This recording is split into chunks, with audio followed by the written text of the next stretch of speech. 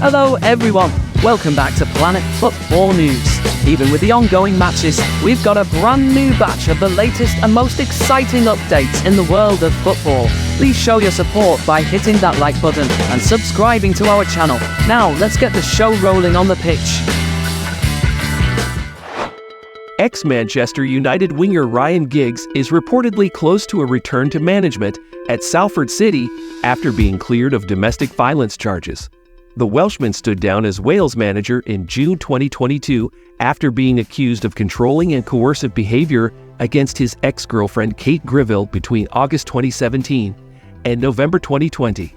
Domestic abuse charges against Giggs were withdrawn in July, meaning that a retrial was abandoned. Giggs pleaded not guilty to the charges. Now, the Sun claims the 49-year-old could replace manager Neil Wood at Salford, where he is a co-owner alongside class of 92 teammates Gary Neville, Phil Neville, Paul Scholes, Nicky Butt, David Beckham, plus Singaporean businessman Peter Lim. Chelsea manager Mauricio Pochettino has confirmed that Moises Quesado was absent from the Blues' 0-0 draw with Bournemouth on Sunday due to a knee injury. Quesado arrived back with a knock in his knee. We need to assess him in the next few days, but he wasn't available for today. That's why he not here, Pochettino said after the game. It remains to be seen if the 21-year-old will be fit to take on Aston Villa next weekend, while he may also be forced to miss out on a reunion with Brighton in the third round of the EFL Cup on September 27. Fabrizio Romano confirms Manchester United are in talks to extend Aaron Wan-Bissaka's contract. Wan-Bissaka has one season remaining on his current deal, but as with almost all new recruits at United, the Reds hold the option of extending his contract for an additional season. United exercised their option to do so with a number of players halfway through last season, with Shaw, Marcus Rashford, Fred and Delot among those to have their deals extended. Pep Guardiola has admitted that he did not expect summer signing Jeremy Doku to have made such a big impact so soon into his Manchester City career after the winger scored in Saturday's 3-1 away win over West Ham United in the Premier League. When you buy a player like him for 4 or 5 years, I don't know how many years we signed him for. We have to be patient. He just joined us, had 2 or 3 days training with a team that had won the treble, and we spoke about this. I told him to use his quality as a winger, 1-on-1 or 1 versus 2. If you have the feeling, go. From the first minute he was incredible, aggressive with determination, and arrived many times on the byline. I'm really pleased because we thought the quality was there, and he has started to prove it, Guardiola told mancity.com. Monza have unveiled a plaque in their stadium marking what will always be President Silvio Berlusconi's seat after he took them to their first ever Serie A experience. The golden plaque is placed on what was his seat at the U-Power Stadium in Monza and carries one of his most famous quotes: "Who believes will fight, who believes overcomes all obstacles, who believes will win." The patron took over the club when it was still in the lower divisions in 2018, coming off bankruptcy under the previous owners. They earned promotion from Serie C1, then B after a 19-year absence, before finally making the historic step into Serie A in 2022.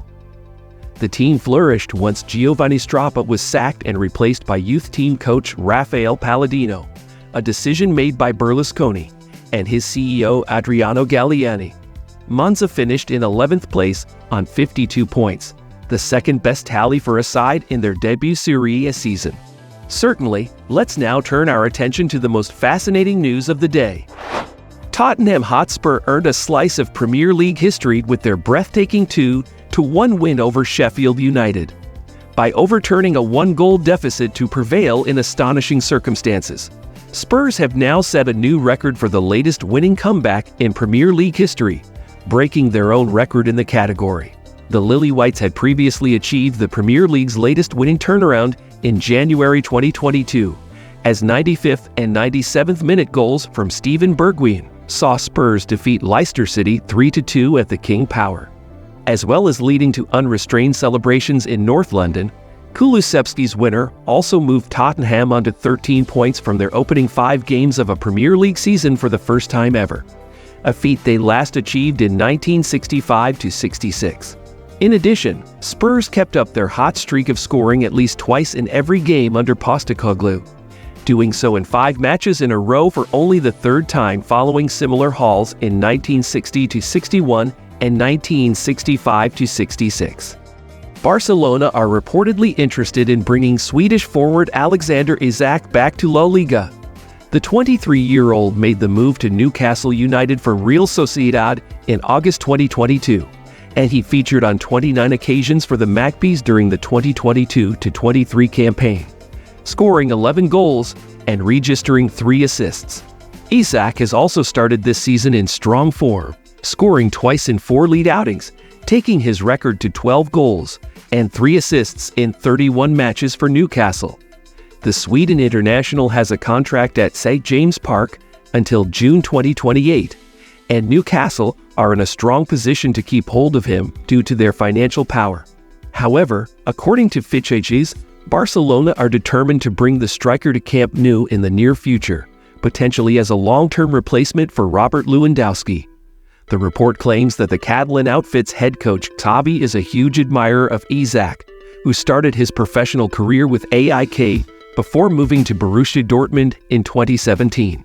The forward only struck 1 goal in 13 first-team appearances for Dortmund, but he excelled at Real Sociedad, managing 44 goals and 8 assists in 132 outings in all competitions. Isak netted 33 times in 105 La Liga appearances, while he has also found the back of the net on 10 occasions in 42 appearances for Sweden.